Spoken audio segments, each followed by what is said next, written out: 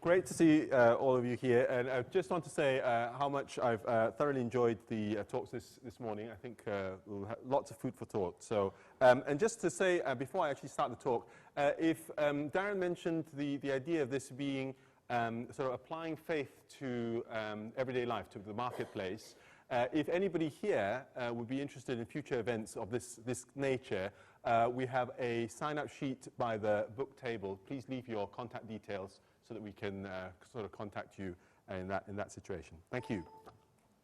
Okay, I'm not sure what that was, but okay, great. So, hasn't science disproved God?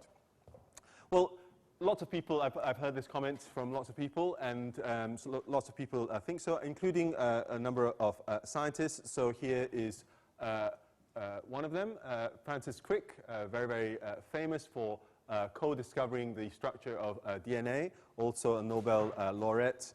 And he says, the beliefs of most popular religions by scientific standards are based on evidence so flimsy that only an act of blind faith can make them acceptable. So clearly he thinks so.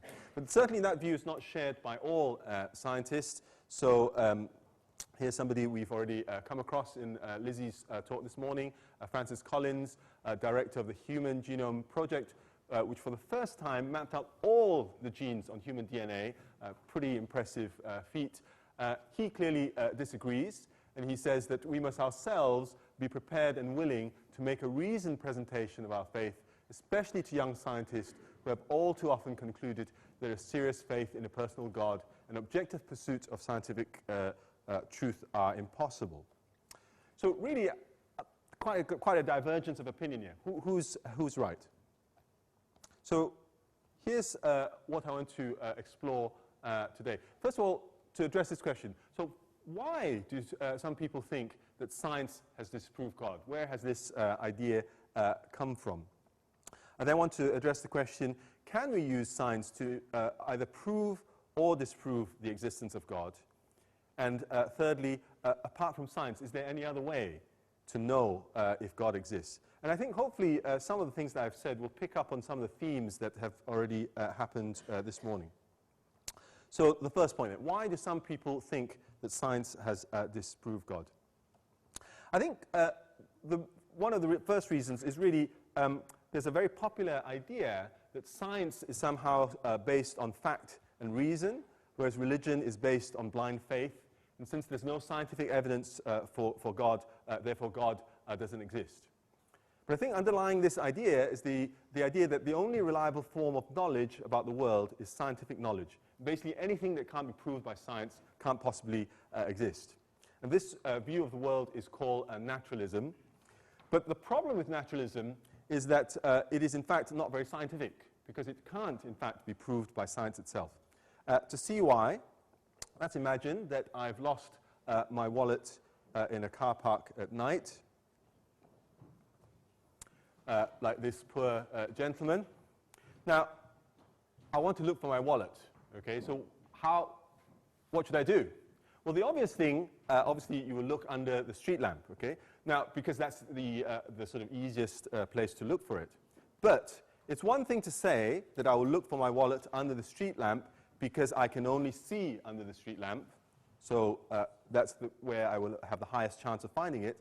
But it's quite another thing to say that because I can only see under the street lamp, my wallet must be under the street lamp. It can't be anywhere else. And in the same way, it's one thing to say, because science can only study physical world, it can't really comment on other realities like spiritual realities. But it's quite another thing to say, as some scientists do, that because science can only study this physical world, no other reality can possibly exist. Such a conclusion would be basically an assumption. It's a philosophical assumption. It's not derived from science.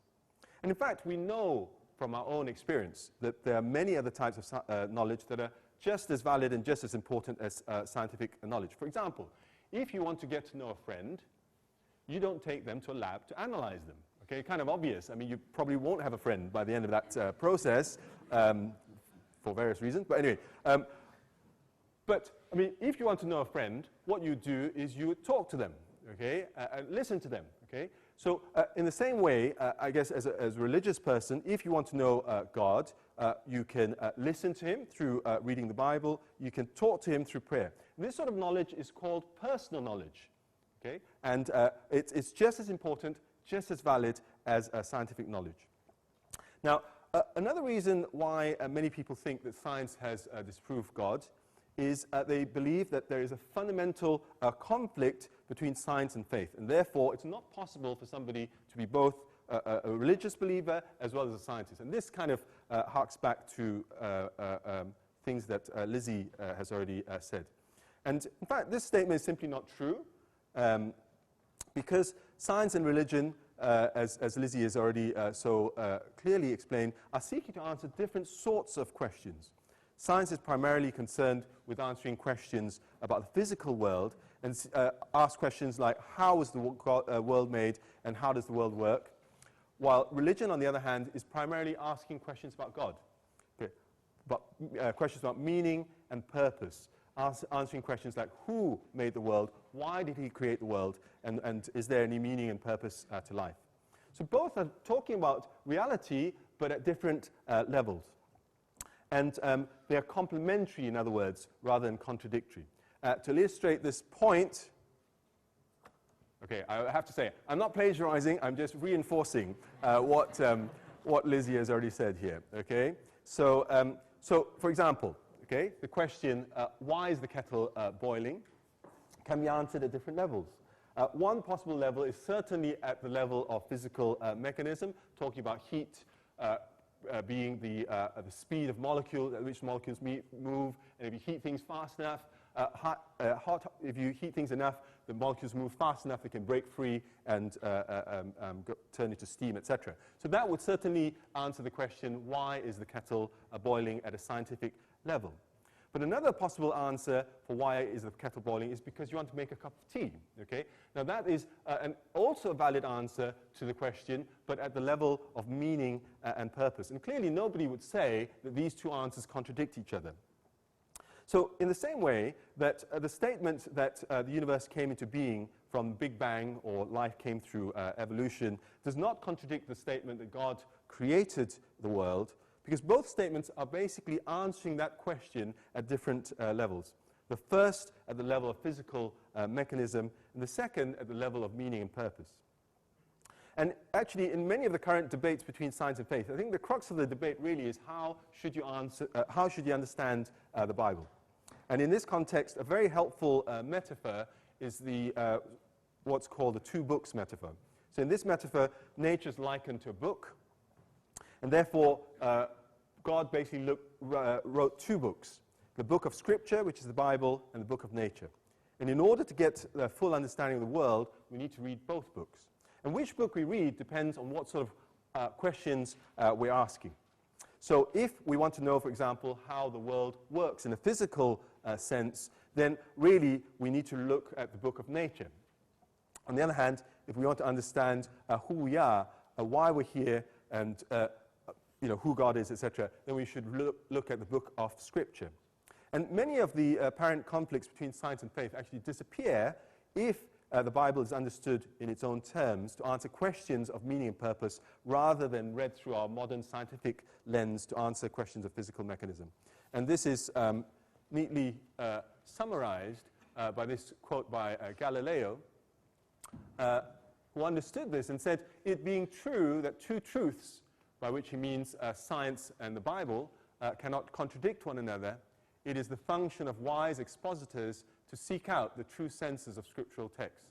These will unquestionably accord with the physical conclusions which manifest sense and necessary demonstrations have previously been made certain to us. Okay, good. So hopefully that's shown that actually there is not such a contradiction that in the popular mindset between science and religion. So the question is then, can we actually use science to prove or disprove the existence of God? I think, personally, I feel the short answer to that is no. Okay? As we've said earlier, science is concerned with the physical world. And since God is not a physical being, you can't really use science to prove or disprove his existence. However, this is not going to be a short talk, okay? I'm actually going to expand on this point, okay? So this does not mean that science has nothing to say about God. In particular, I want to sort of point out two remarkable features about the universe, which, whilst I don't think they prove the existence of God, I think they strongly point to the fact that God exists. The first point, really, is the fine-tuning of the physical constants of the universe. I think one of the most remarkable discoveries in physics in the last 30 years is just how finely tuned the physical constants of the universe need to be in order to produce life. I mean, the fine-tuning is so precise that, this is my second point. Can science disprove God? And the tuning is so precise, it's been dubbed the Goldilocks effect. Okay? Why is it called that? It's because just like a baby bear's porridge, the physical constants are just right in order to produce life. So what do we mean by just right? In fact, there are many, many instances of the fine-tuning of physical constants. But just to give you one example, had the explosive force of the Big Bang been stronger than its actual value by 1 part in 10 to the 60, so that means 1 part in 1 followed by 60 zeros, the explosive force would have prevented any matter from clumping together, and therefore there would be no stars, no planets, no life. Okay? On the other hand, had the strength of the Big Bang been weaker than its actual value by 1 part in 10 to the 60, the universe would have recollapsed almost immediately, and there would be no universe to speak of. So, I mean, those are kind of quite hard odds to picture. So to help us picture the sort of odds we're talking about, imagine that we chose somebody from the audience, okay, blindfolded them, and gave them a very powerful laser gun, okay, and asked them to shoot at random, in a random direction, after stepping out of this room, of course. And basically what they're aiming to do is to try to hit a target at the other end of the observable universe. And 1 part in 10 to the 60 is basically the chance that they would actually hit bullseye, okay? That's the sort of odds that we're talking about. I mean, that's certainly something that cries out for explanation. And various explanations have been put forward to explain this. The first is called the anthropic principle. So this says that the physical constants are so finely tuned because it's only in such a universe that you can produce observers to comment on the fact. Okay? So the fact that we're here means that it must have happened. Okay? So, well, this is obviously has to be true, right? Okay? It's a truism, what we say, that has to be true.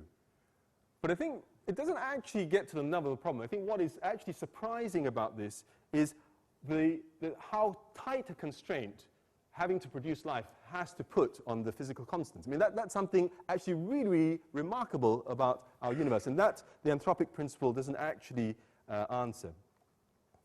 A second explanation that's been put forward to explain the fine-tuning of the physical constants is called the multiverse hypothesis. And this says that basically there's in fact not just one universe, but an infinite number of universes, each with a different set of physical constants. And ours just happens to be the one that has exactly the right constants to produce life. But the problem with such a theory is that ours, the only universe that we know that we can actually have access to measure, etc., is our universe. Okay? All these other universes, well, they may or may not exist. I mean, so strictly speaking, it's not a scientific theory, okay, because it's not testable in any sense. Thus, really, I think we're only left with two viable choices to explain the fine-tuning of the universe. A, it's pure coincidence, and we're just very, very, very, very lucky to be here. Or B, there is a creator behind the universe who has designed the universe to be just right, just like in Goldilocks. Now, personally, I think option B offers a much more plausible and intellectually satisfying explanation for what would otherwise be unimaginably good fortune. So I think the first remarkable feature of the universe that points to there being a God is this exquisite fine-tuning of physical constants. The second is the intelligibility of the universe itself. So the distinguished British theoretical physicist Paul Dirac was once asked what was his fundamental belief. And he answered, basically, it was the fact that the laws of nature should be expressed in beautiful equations. I mean, I think we had a little bit of that in Chris's talk, a quote from Poincaré, for example. And time again, what Dirac said has been proved to be right. I mean, the most recent example, of course, being the discovery of gravity waves, which were found to agree with the predictions of Einstein's general theory to an incredible, astonishing degree. However, if you think about it, there's absolutely no reason why this should be the case. I mean, why should the world be described by beautiful equations? Okay? And indeed, this surprising feature of the universe led Einstein to comment that the most incomprehensible thing about the universe is that it is comprehensible. Okay? I mean, it's strange. Okay? Now, some people have tried to explain this as a consequence of natural selection, which ensures that our minds are, by definition, molded to understand the world around us so that we can survive. Now, I think while this may explain why our minds can understand everyday aspects of the world that are relevant to our survival, I think it's hard to believe that our ability to comprehend the deep workings of the world, the unseen parts of the world, things like, for example, on the microscopic scale, things like quarks and gluons, or on the macroscopic scale, things like Big Bang cosmology, which have no impact, or at least no direct impact, on our everyday life. And certainly, knowing about them don't confer any evolutionary advantage to us. It's hard to believe that our ability to understand these things are simply a byproduct of natural selection. However, on the other hand, the fact that the workings of the universe at its deepest level are comprehensible by our minds and describable by incredibly beautiful equations would make complete sense if there was a rational designer of the universe who also designed our minds at the same time. So I think these two remarkable features of the universe, the fine-tuning of physical constants and also the intelligibility of the universe, I think strongly point to the existence of a creator. I wouldn't say that there were knockdown proofs for the existence of God, because as I said right at the start of this section, I don't think it is possible to prove the existence of God using science. But instead, my goal is more modest. I think what I believe is that the existence of a creator offers an intellectually more coherent and satisfying explanation for the order that we observe in the universe compared to a rival explanation based on a meaningless universe driven by blind and random forces. So in short, I believe that science is compatible with the existence of God. Indeed, I would argue it's more compatible with the existence of God than the non-existence of God. But ultimately, I don't think you can absolutely prove or disprove the existence of God using science. So, is there any other way to know if God exists? Since God is a spiritual rather than physical being, I believe that in fact science is not the best route to find out about God. So in the last part of my talk, I would like to suggest two better ways to find out if God exists. And up to this point, I guess what I've been arguing for is the existence of God in general, so theism, which will be applicable to many of the major religions. In this part of last part of my talk, I will talk more specifically based around Christianity. And I think the first way to know if God exists is to look at the historical evidence. So Christianity is not in fact primarily based on the moral or religious teachings of its founder, Jesus, but in fact on the claim that Jesus died and came back to life. Okay? Now, you may or may not believe this claim. But I think the significant point in terms of what we're discussing is that this is a historical rather than a philosophical claim. And that means that it is amenable to historical examination. And therefore, in principle, it could be testable. Okay, whether it happened or it didn't. Okay? And in this sense, I would say Christianity is similar to science in that both are based on claims that can be proved or disproved objectively. Now, of course, the nature of historical proof is different from scientific proof. Okay? So specifically, historical proof is similar to the proof you would have in a law court, where you are asked to prove things beyond reasonable doubt, rather than beyond any doubt. Now, this is because, in fact, I think Chris did mention this also, that except perhaps in mathematics, proving that something is beyond any doubt is actually virtually impossible in most areas of human knowledge, actually including science, if you think about it, right? Because, I mean, just because the sun, you've all observed the sun coming up a million times in time past does not mean it will come up tomorrow. I mean, it doesn't actually prove that, okay? You've just observed a pattern that seems extremely strong.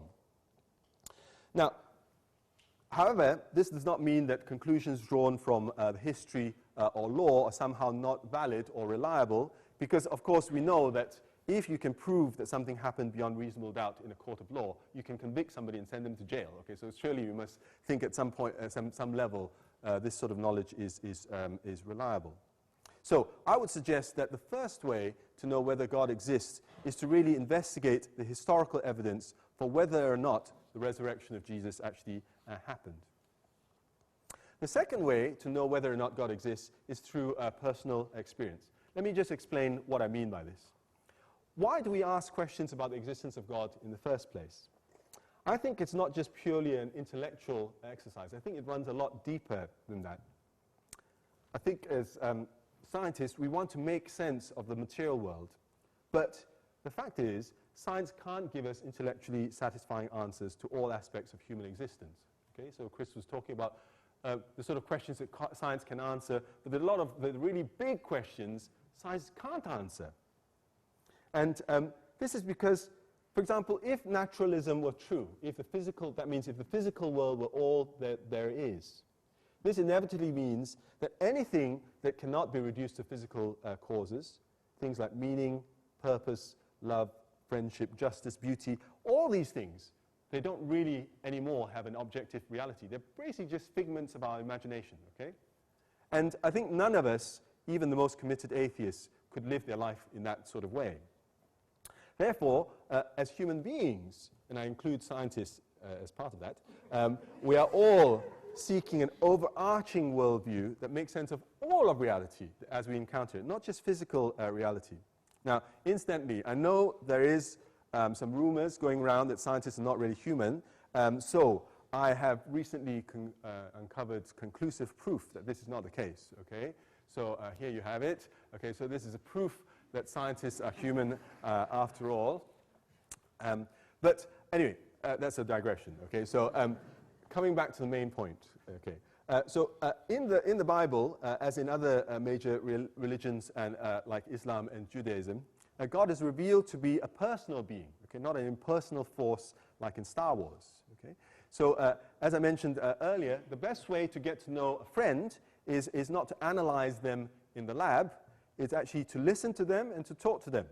So in the same way, the best way to know God is to listen to him through reading the Bible and talk to him through prayer. And this type of knowledge is called a personal knowledge, and I think it's just as valid and just as important as scientific knowledge.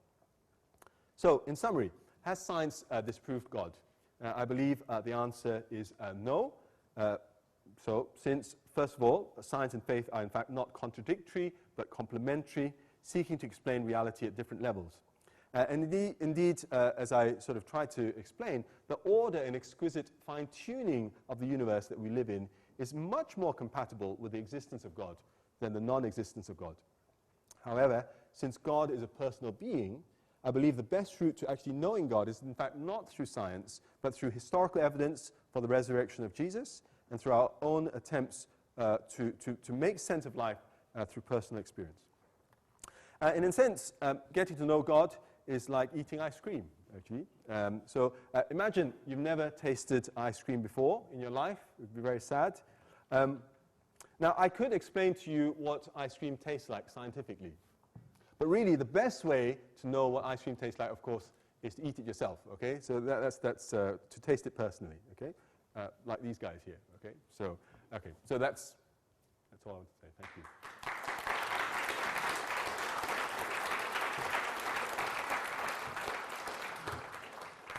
Okay, well, thank you, Martin, for just explaining to me that I am human. I must admit some of my friends may worry and may wonder, those that particularly know me, but that's good. Right, we have got a couple of minutes for any specific questions that you want to throw at Martin now. The first hand up, there's the second. First one. Okay, I think you made a logical mistake in your fine-tuning argument. You argued that the probability of one of these constants being right is 1 part in 10 to the 60, and then by sleight of hand said, therefore, the probability of this happening by chance was 1 part in 10 to the 60. That doesn't logically follow.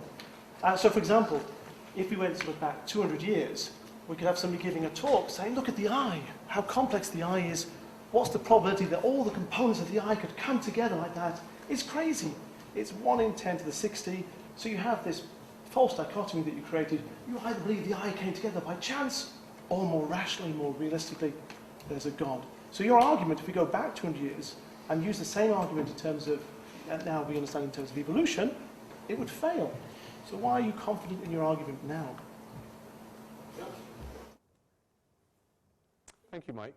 It's very, I guess, no, as I said, I'm not setting out to prove the existence of God. I think the interesting fact there is how little room for maneuver there is in terms of the models of the universe, okay? How sharply focused the constants need to be in order to produce life. I mean, I think that's all, okay? I mean, you can interpret it. I would say that okay, to me, you can certainly explain that through evolution, but that does not make it any less remarkable, in my view. But it does weaken it as evidence for the existence of God. No, look, we'll have the more discussion a bit later. We'll pick up discussion, but that's... Okay, let's I mean, okay, let me just say, I'm not trying Sorry, it weakens in the sense that 200 years ago, that would have put the atheist in a difficult position because you have this miraculous thing, the eye, and now I can say, actually, I can explain the eye in terms of normal mechanistic physics. So, in that sense, it weakens it. Okay, if we just leave it, we'll let Martin come back, and we'll pick these up in discussion at the end. Anything more, Martin, or on that particular point? No, what I would say is that I'm not trying to argue for something like intelligent design, for example, which is basically trying to prove the existence of God using science. I mean, I'm just commenting on, I mean, what to me seems like a remarkable fact. I mean, it's interesting. There just happens to be a God. That's your explanation for how the universe just happens to be the right way. Let's hold the number argument to discuss, come back to at the end. Yeah, another one. Mine's a simpler version of the same question earlier. I just want to ask, why would God need fine-tuning to create the universe? Because he can do anything. So why would God need fine-tuning to why create would the God universe? need fine-tuning? He can create the laws of physics in any way he wants. I don't know. I don't know why God would do it. I mean, I don't think it proves anything one way or the other. Okay. Yeah, no, I mean, it is perfectly, you could perfectly have an atheistic view of the world. It would be consistent with that.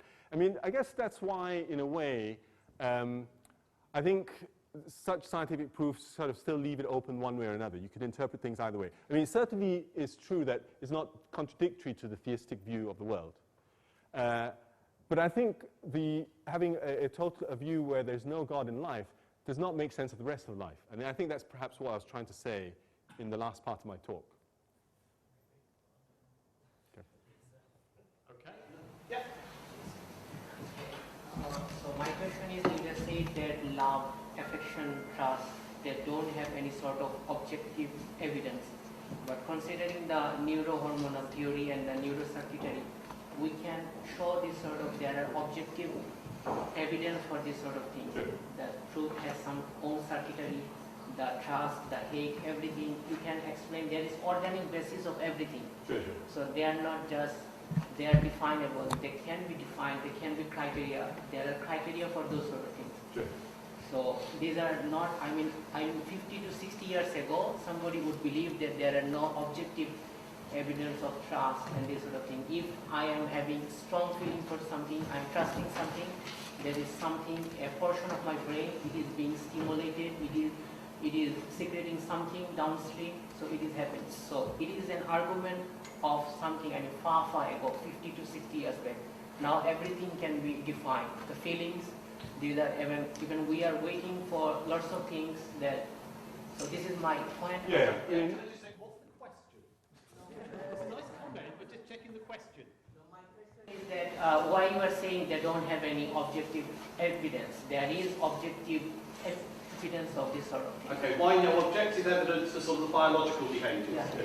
No, I mean, for sure, I'm not saying that there's no connection between the spiritual and the physical. I mean, for sure there is. Okay, there's always, there's a sort of physical manifestation of some of these feelings. But I say, even if you could explain all of this from a physical point of view, I don't think you would actually get to the heart of what love is, for example, or beauty.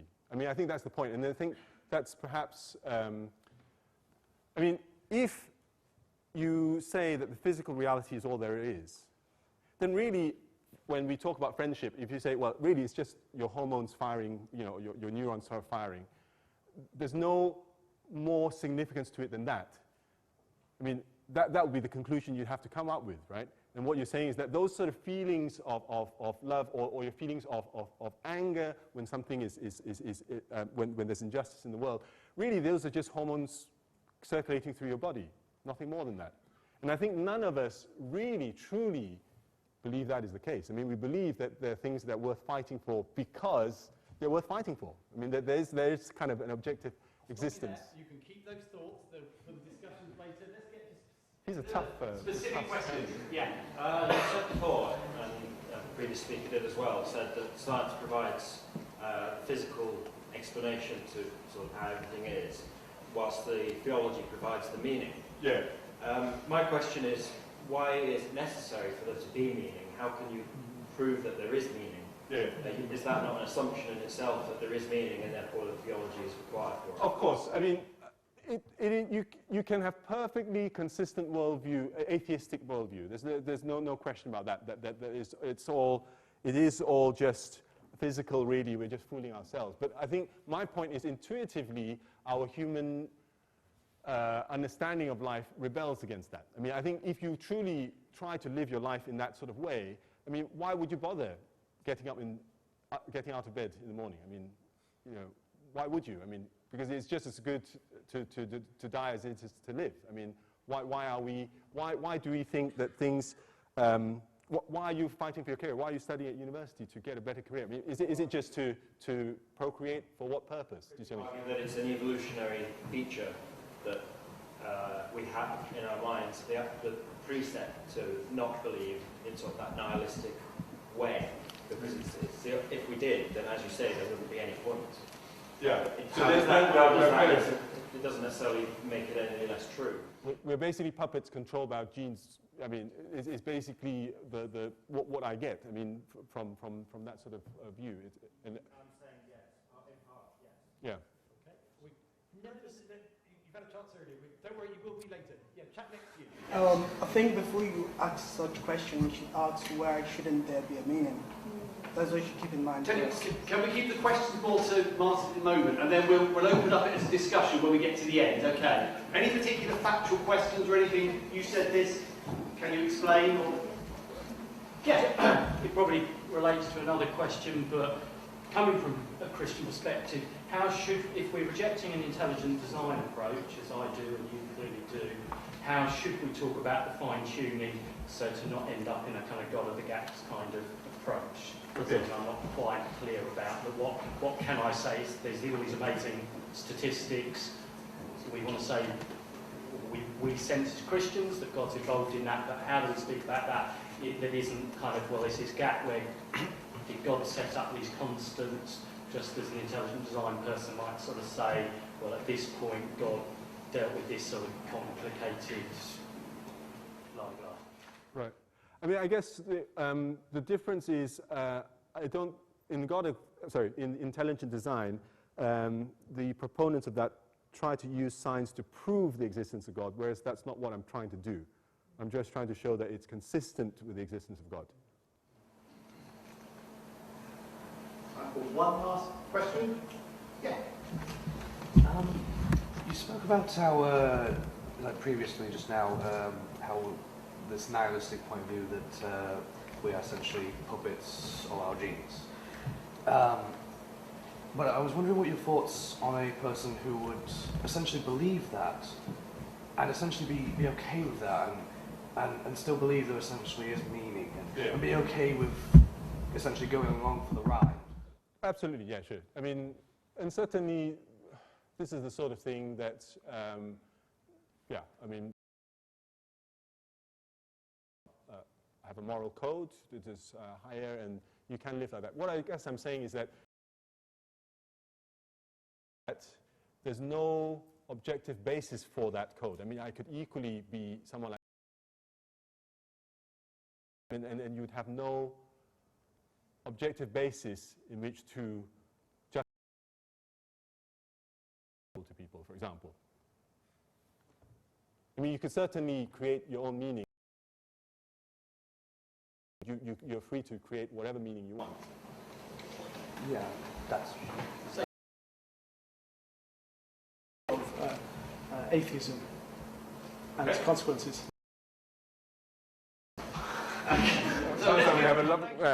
I look forward to the questions.